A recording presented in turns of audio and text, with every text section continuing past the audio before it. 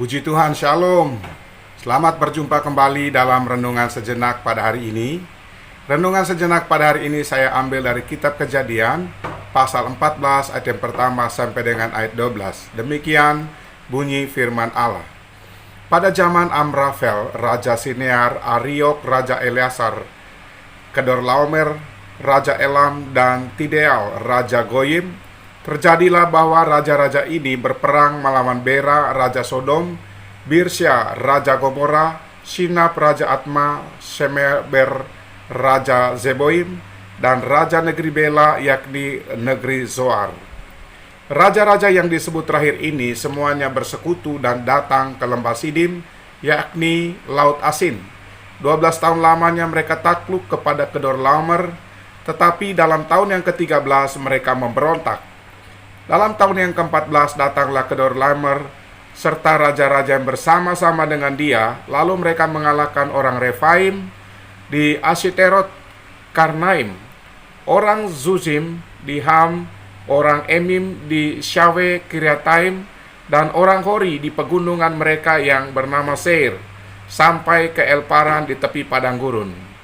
Sesudah itu baliklah mereka dan sampai ke En-Bispat, yakni Kades, dan mengalahkan seluruh daerah orang Amalek dan juga orang Amori yang diam di Hazezon Tamar.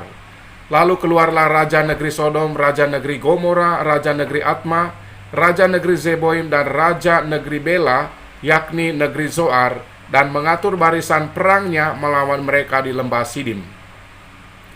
Melawan Kedorlaomer, Raja Elam, Tidal, Raja Goyim, Amrafel, Raja Sinear, dan Ariok, Raja Eleasar, 4 raja lawan 5. Di lembah Sidim itu di mana-mana ada sumur aspal. Ketika Raja Sodom dan Raja Gomora melarikan diri, jatuhlah mereka ke dalamnya, dan orang-orang yang masih tinggal hidup melarikan diri ke pegunungan. Segala harta benda Sodom dan Gomora beserta segala bahan makanan dirampas musuh, lalu mereka pergi. Juga Lot, anak saudara Abram, beserta harta bendanya dibawa musuh, lalu mereka pergi, sebab Lot itu diam di Sodom. Judul renungan sejenak pada hari ini adalah tantangan gereja di akhir zaman. Saudara-saudara sekalian, kita hidup di antara manusia yang kebanyakan moralnya sudah rusak oleh karena dosa, sehingga kecenderungan hatinya adalah jahat semata-mata. Tetapi Tuhan menasihati kita agar jangan kompromi dan terpengaruh dengan lingkungan di mana kita tinggal. Sekalipun kita tinggal di antara orang jahat, kita tinggal di antara orang-orang pemabuk, kita tidak ikut mabuk, kita tidak ikut jahat, dan sebagainya. Tuhan menasihatkan kita dalam Roma pasal 12 ayat yang kedua.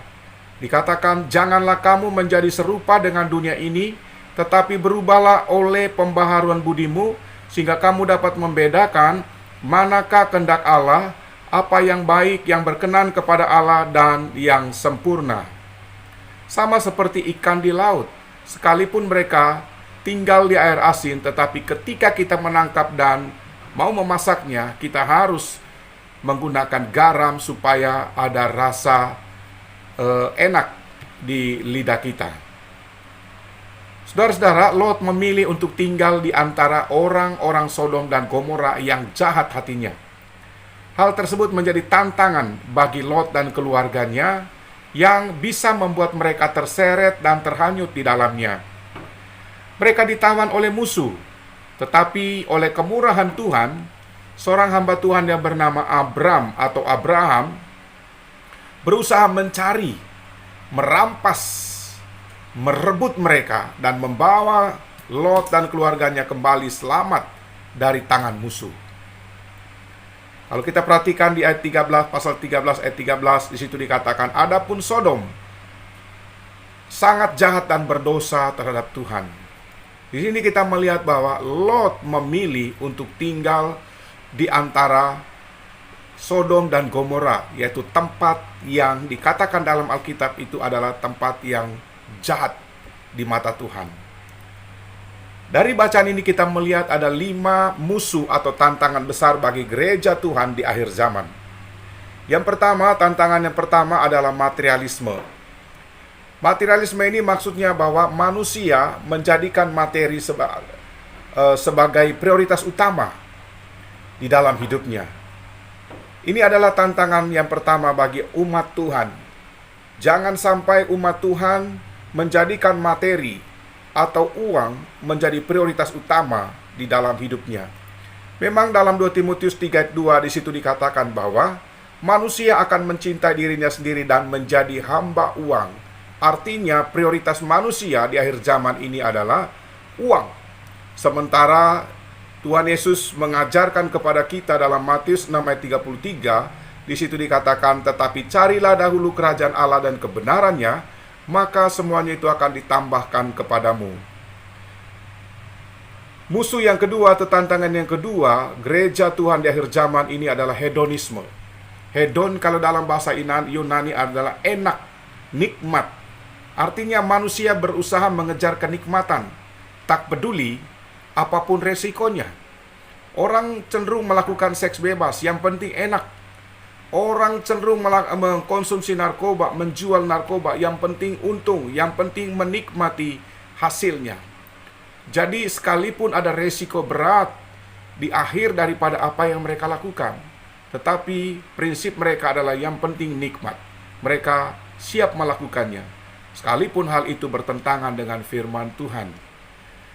Kemudian musuh yang ketiga yang menjadi tantangan gereja di akhir zaman ini adalah individualisme.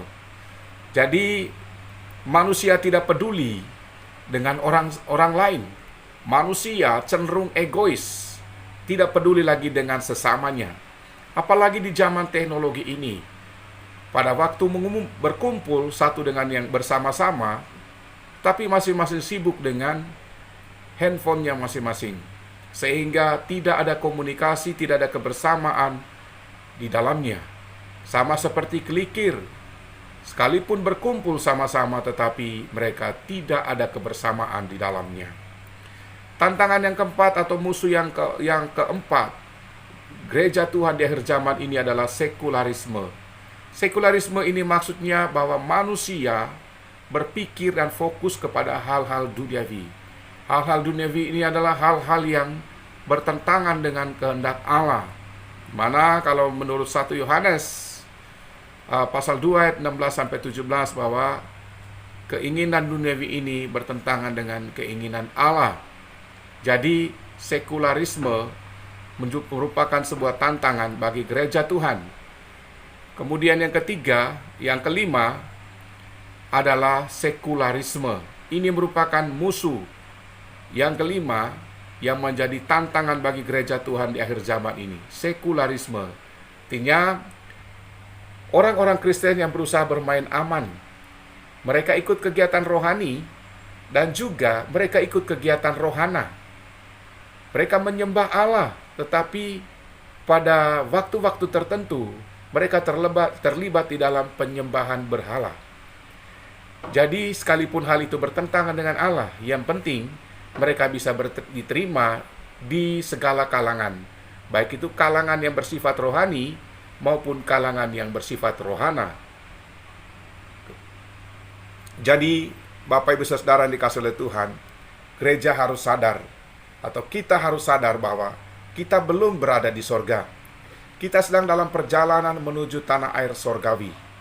Mari kita perhatikan cara hidup kita, agar 5 musuh yang menjadi tantangan gereja di akhir zaman tidak menghentikan kita, tidak menawan kita, sehingga kita tetap sampai di tempat tujuan kita yang dijanjikan oleh Allah, yaitu tanah air sorgawi.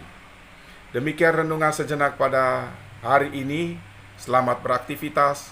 Tuhan Yesus menyertai dan memberkati kita sekalian. Amin.